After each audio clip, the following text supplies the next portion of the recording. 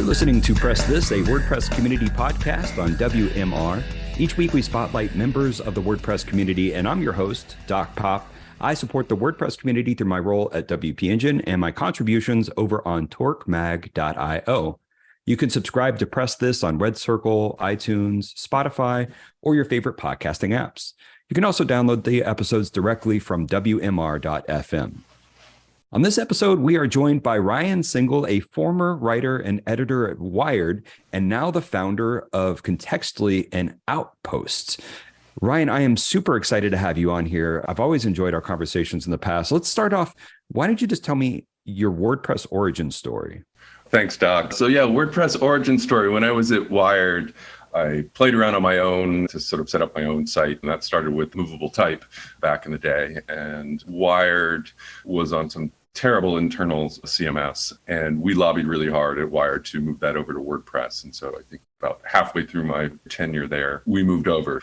I spent about 5-6 years at Wired working with WordPress as our main CMS for publishing the entire site. So got to be very familiar with what needed to be done to make things look good and to push out content at scale. We're often writing 5-6 blog posts in my section a day, and having to figure out how to make that work with lots of different people touching it and so forth, and then got frustrated. So one of the things we would always do at Wired was link back to our original coverage of a story. So, if we're writing about WikiLeaks or Chelsea Manning or, the NSA, we'd written a bunch before. So we wanted to make sure when somebody read a story, they had an easy way to get back to it.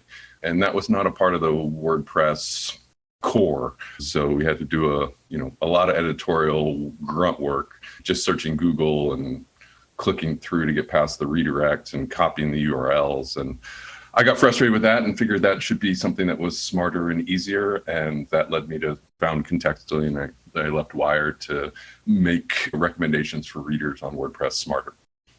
It seems like a lot of influence came out of Wired. I mean, obviously journalistically, but we also have Jake Spurlock, who's a core contributor and very active. And I met him visiting the Wired offices and talking about WordPress with him a long time ago. So that there always has kind of been this relationship with Wired. I don't think they're on WordPress anymore, although they might be, but it's just kind of interesting to see their history in the WordPress timeline like that. Jake is great. And he came on, I think, a year or so after we moved over to WordPress. So the Condé Nast Wired story is a very convoluted one. But essentially, we had, getting Wired to run on WordPress. It was the first of the Condé Nast sites. So Wired is owned by the same company that owns like the New Yorker and Vanity Fair, et cetera. And we essentially had an internal writer rebellion because Wired was really at the time the only sort of daily production. And so we had this terrible CMS that was built for magazines. There was so much editorial work that had to go into and sort of just grunt work to get something published. And this was in the early days of the blogging revolution. The TechCrunch of the world show up, and the need to sort of publish stories quickly, and we were just dying. So we essentially had a rebellion that brought WordPress, and we got Condé Nast to allow us to bust out of their system and move over to WordPress. Eventually, it proved to be so useful that all of the other WordPress moved to almost all of the other sites. And then Condé Nast has since done what many large companies do, which is build their own CMS, which is something I never recommend, but I'm not there anymore. I think they are largely off of WordPress now and onto something homegrown, but it ran on WordPress for, a good 10 plus years. And it was there was that moment when WordPress broke out of just being the sort of run a small blog or power a small business's site to being sort of a big tech tool. And, saw the rise of WordPress professional services, and the New York Post and so forth were running on it. It was fun to be there during that time when watching WordPress be pushed into service as a really professional publishing platform. Absolutely. And it was during your time there that you got the idea for what became Contextually. What does Contextually, which is a WordPress plugin that I use all the time, what does Contextually do for WordPress sites? Yeah. So I think, I would start with what the kind of the architecture is. So what we do is we help readers of your posts find other good things to read on your site. So The core example, somebody gets to the bottom of your story, they just read your post, and then you want to present them with relevant or interesting options for more things to read from your site. So everything we do is either from your own site or from sister sites that you sort of tell us to include in the recommendations. So architecturally, what we do differently than most related post plugins is we connect, everything we do is like computed in the cloud. So instead of using your WordPress database, we sort of do all the computations outside of your database, have the intelligence live outside of WordPress, and compute either related using multiple sets of algorithms, et cetera, figure out which of your stories are popular and which of your stories are what we call evergreen. So essentially your oldies but goodies, and automatically compute those for you and let you show those off. And then also, just because I come out of the editorial world, there are times when an author knows better than an algorithm what's the best related recommendation for a given post. So we make it easy for you if you want to choose what related posts show up at the bottom or in the body of your story. The way I use it on my site, I spend a lot of time writing these articles, and not all of them go viral. Most don't, right? Yeah. But you still do a lot of work on them, and they're still maybe relevant in the future. And so if a post does happen to get traffic and it's a first-time visitor and they enjoyed that post about weird jazz instruments or something, right? They can see at the bottom the contextually suggestions, and there's different ways that I can show them things. I can either say just like contextually pick, or I can kind of like add my YouTube channel, I think was one of the things you could do. You can kind of add things and kind of have it added in there. I might be wrong on that, but like there's all this customization that I can do. And hopefully people, if they like that one article, they're just going to continue on over to another article. And then my favorite feature is the contextually email. It sounds like I'm doing an ad for you, but like the emails that I get every day, that's like, you had this many visitors and here's what they visited. Obviously Google Analytics and things like that have that, but there's just something really nice about that contextually email that I get that shows me, here's, the article that's doing really well for some reason today. And I can kind of find out why if I dig down. And then here's how many people clicked from that article to another article. So here's another article that might be doing better than usual. That's a cool feature. Yeah. When we first started off, we were doing cool stuff, but we needed to sort of prove to people, how well it's working, right? And I think the credit for this goes to my co-founder, Ben. We decided to just start with reports rather than building a dashboard. So, almost every other service, like, you sign up for it, they're like, oh, you can check the dashboard. And it was like, just coming from the writer world, is like, there's like 5 dashboards I have to check every day. And we're like, no, we're just going to send people a report, right, that just like tells them up at the top the sort of the basics, and then like lets them dive more in. And just honestly, when we were first doing sales to big companies, they would always just, the first question, well, not the first question, but we, get them past the features and they'd be like, oh, so then you have a dashboard. And we're like, no, we don't have a dashboard, but we send you reports. And then there's kind of this sigh, like, oh, no, yeah. And then as soon as they start getting reports, nobody ever asked us for a dashboard again, because everybody already had enough dashboards, and they like the daily reports that give them not just a sense of like how contextually is doing, but just a nice general overview of what's happening on their site. Absolutely. And, I think that's a great spot for us to take a quick pause. And when we come back, we're going to talk with Ryan Single of Contextually and Outpost about Contextually and what it can do for WordPress. So stay tuned. Time to plug into a commercial break. Stay tuned for more Press This in just a moment. Welcome back to Press This, a WordPress community podcast. I'm your host, Doc Pop, joined by Ryan Single from Contextually, a plugin that helps keep visitors stuck to your site longer. Ryan, we talked about like my favorite feature, which is the emails that I get. Can you tell us about some of the advanced features that Contextually has? Because I know that what I mentioned was pretty early on. I feel like y'all have done a lot of work since then that I might not be using as much.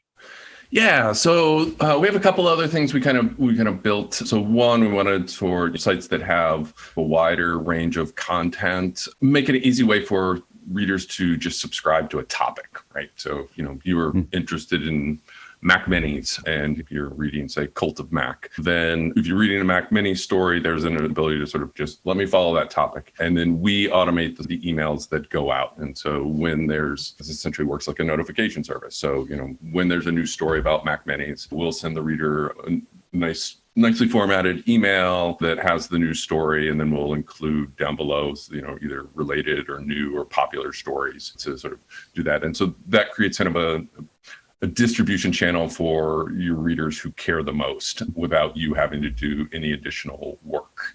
We think of it as a complement to most sites that do a newsletter, but it's just a sort of an additional way for getting your best readers to know when you've got stuff, right? We also built a way you can do that for particular writers. So if you wanted to follow a writer and get notified when they do that.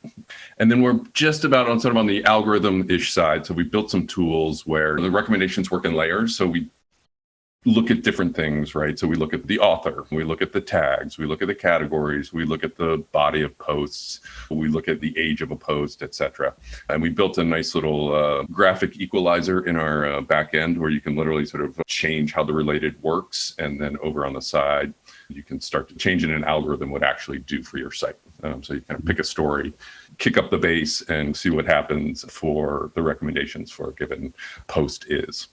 And so we're just about to add a new feature that essentially is a way to tune the related algorithm. So if you've just written a new post about Mac Minis, there may be a post from, 5 years ago about Mac Minis, and that version is maybe not interesting anymore. So what we'll be doing is a way to sort of look at the older posts, and even if they are very related, if we think that post is sort of past its deadline and it's close to its end of life in terms of reader interest, it gets dropped down in the relevance rankings. But we don't do that for all stories. We don't want to just say like anything old no longer is interesting, right? There are definitely posts people have that are evergreen, that are still generating interest years after they've been published.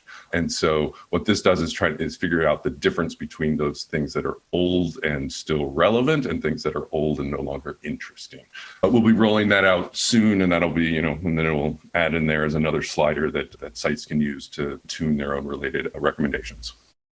So if I wrote an article about Twitter launching a brand new API that will help developers everywhere, the algorithm will be like, that's kind of out of date. That's maybe not going to age so well. So that's cool. Are you using no Twitter API has ever aged well? Are you we're talking about algorithms here. Are you all using any of the kind of modern AI to help with these decisions? So we've been doing a bunch of machine learning for a long time. So my co-founder Ben is a longtime data scientist.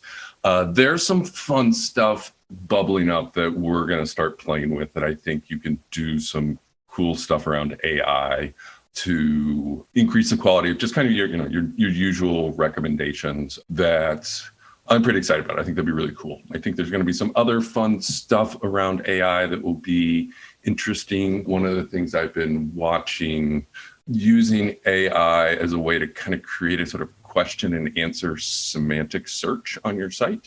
So essentially being able to ask on Doc Pop's site, like what's the, who's the coolest glitch artist, and being able to have that system, that AI, look just at your stuff, right, and create what it thinks is the best answer. It's the one problem with AI, though, is that it often makes stuff up when it doesn't know the answer. So that's kind of an unsolved problem, which is AI likes to pretend it's authoritative. We all know that person at a party that just spouts off and way better than they do. So I'm interested in that, because I think there's enough places that are smaller on the web that, instead of AI trying to answer, every question and replace Google, can it make kind of an interesting search on smaller domains?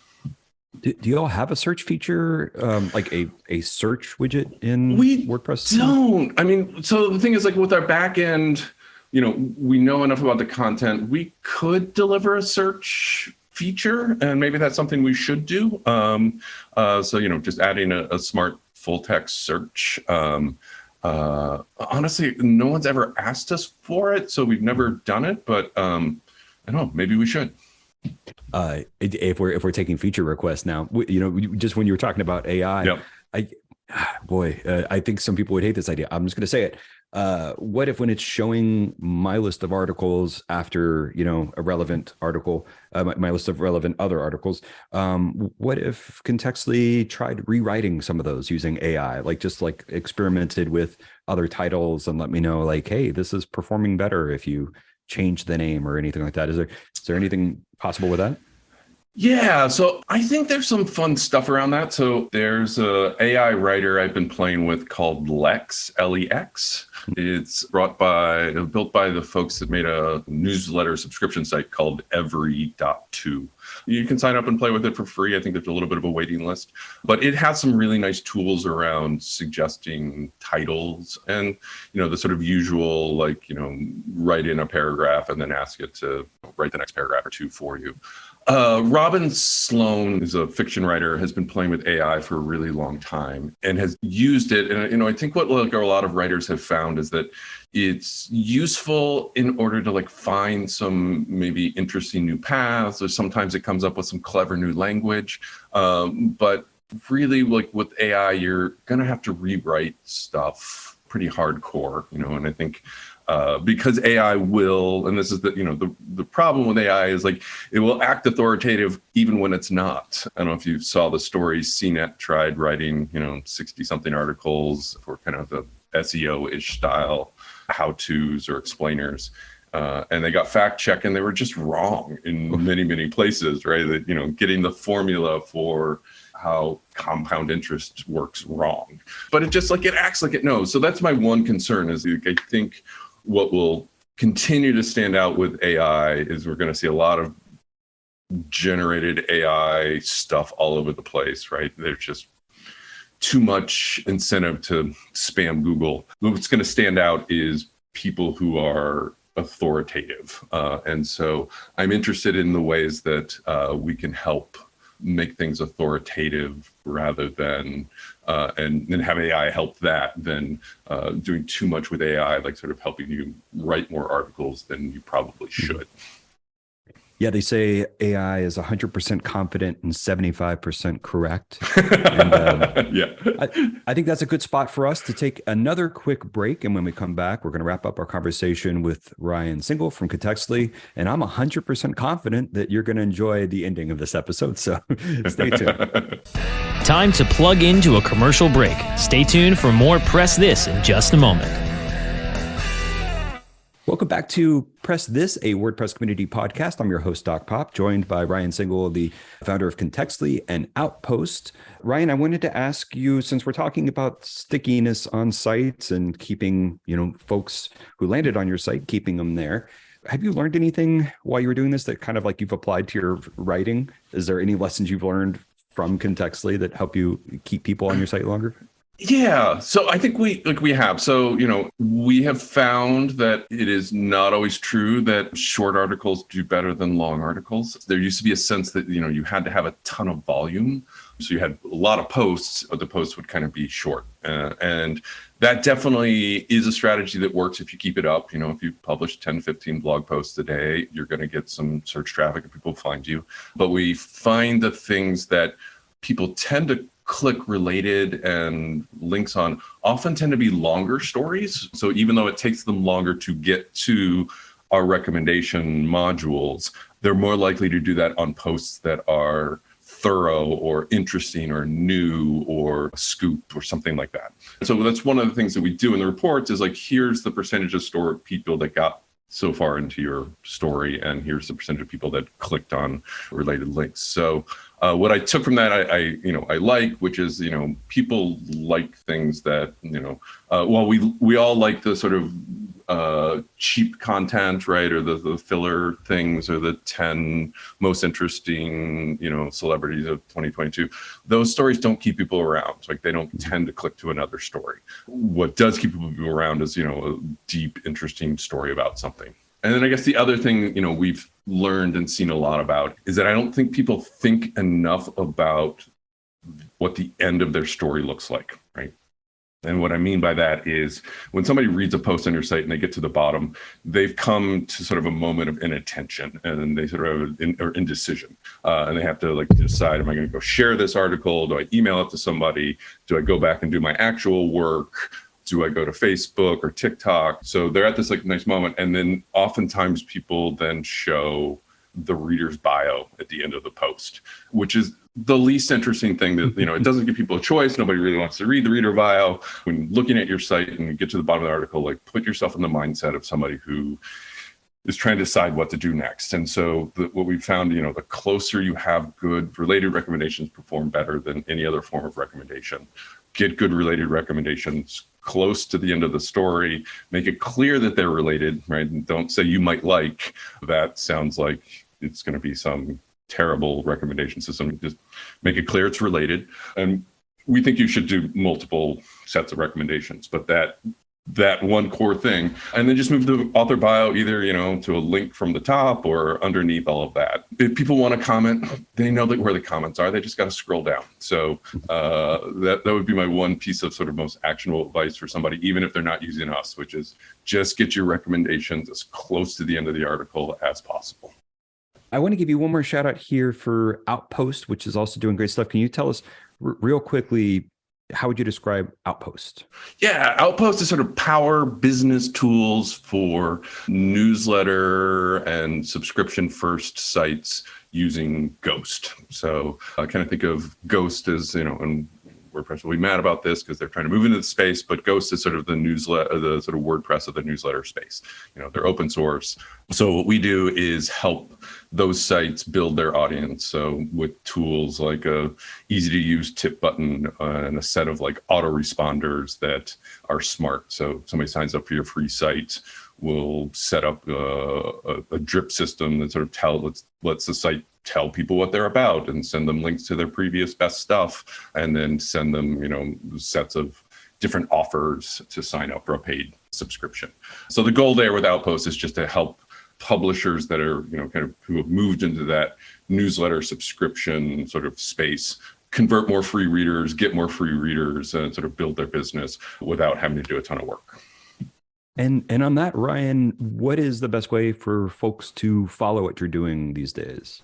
Yeah. So I used to say Twitter, but I've largely moved off Twitter for the Fediverse. So if they're interested in me, find me on the Fediverse. There I'm Ryan Single, RyanSingel at writing.exchange. Or you can check out Contextually. It's still on Twitter, and Outpost is also still on Twitter, or they can check us out at outpost.pub.